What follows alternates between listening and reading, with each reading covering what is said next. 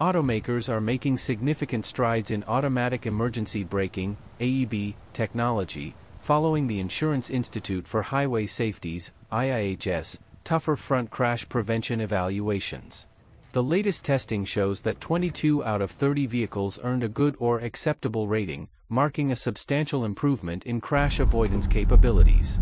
IIHS President David Harkey emphasized the importance of these advancements, stating that vehicles excelling in this test will help prevent serious front-to-rear crashes and save lives. Key highlights: 22 out of 30 vehicles tested received a good or acceptable rating.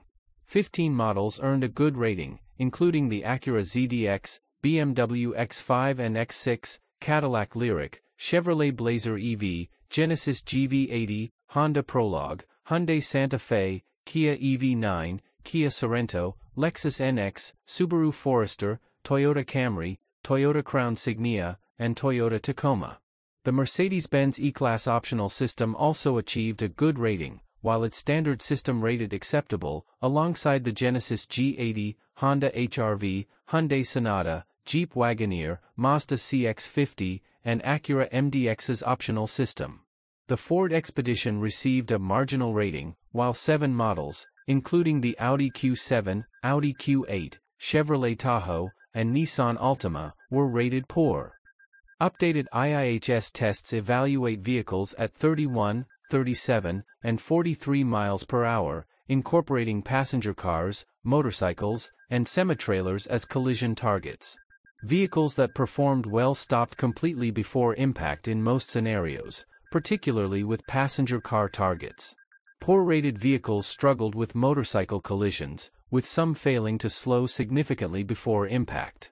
Testing enhancements and key findings. IIHS revamped its front crash prevention testing after all previously tested vehicles consistently received top marks in the older evaluation.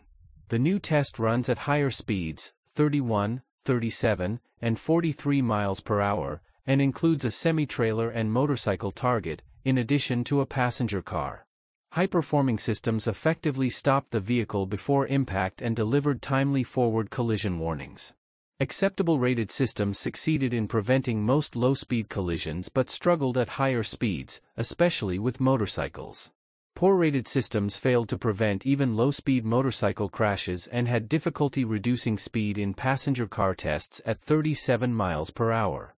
Harkey highlighted the importance of continued improvements, particularly in motorcycle detection, stating, "Preventing crashes at higher speeds, especially collisions with motorcycles, remains a challenge for some systems."